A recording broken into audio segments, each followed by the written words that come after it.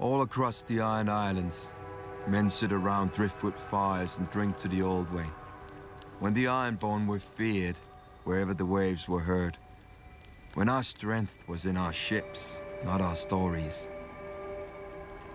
I don't blame them. Drinking to the old way is easier than living it. Our ancestors took to the sea because the Iron Islands are shit without the crops that grow from it. 30 cold, wet rocks off the coast of Westeros, and a dozen more clustered around the lonely light deep in the Sunset Sea. But hard places breed hard men. The first men feared the sea. They had walked to Westeros, and even their fishermen never left sight of shore.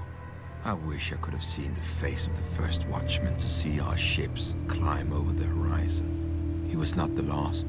No matter how dark the night, or how high the waves, come dawn our prows cut through the morning mist and struck the beaches and riverbanks. Before the sun reached its height, we vanished again into the sea.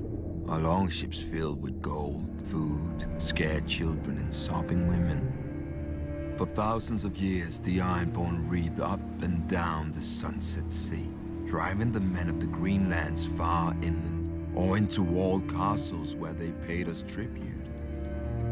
In the depth of winter we feasted, while the men who had planted and harvested crops starved. Their sons worked our mines, and their daughters warmed our beds. The stories claim that the Old Way died with Huron the Black and his sons at Harrenhal.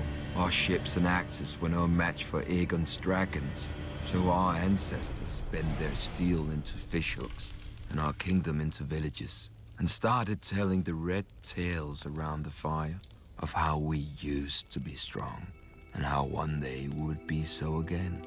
Generations later, a young boy listened to them. Dalton Greyjoy, the wild young heir to Pike, was rowing at 5 and reeving at 10 in the Basilisk Isles with his uncle. By 14, Dalton had sailed as far as Old Geese, fought in a dozen battles, and claimed 4 soft wives. In his 15th year, he avenged his uncle's death in battle, but he took a dozen wounds and emerged from the fight, drenched head to heel in blood.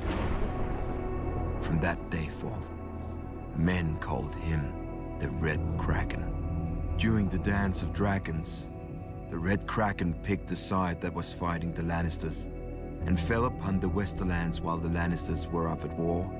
Casterly Rock itself proved too strong once the Lady of the Castle barred its gates. But the Ironborn burned the Lannister fleet and sacked Lannisport, carrying off gold, grain, and hundreds of women and girls, including Lord Lannister's favorite mistress and all his bastards.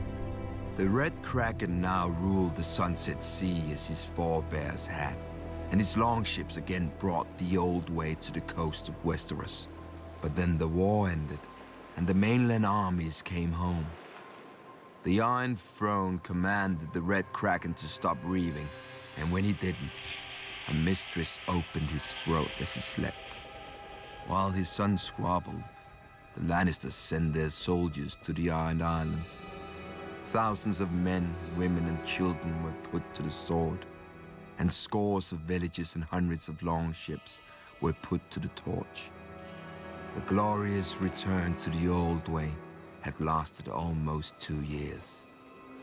My brother vowed to return us to the Old Way as well. He sat on the Salt Throne and sent our reavers to the shores of Westeros, just as he remembered from the stories he heard as a child. An old way for an old man. But while he listened to the stories, I lived them. It was never the old way to me. It was the only way.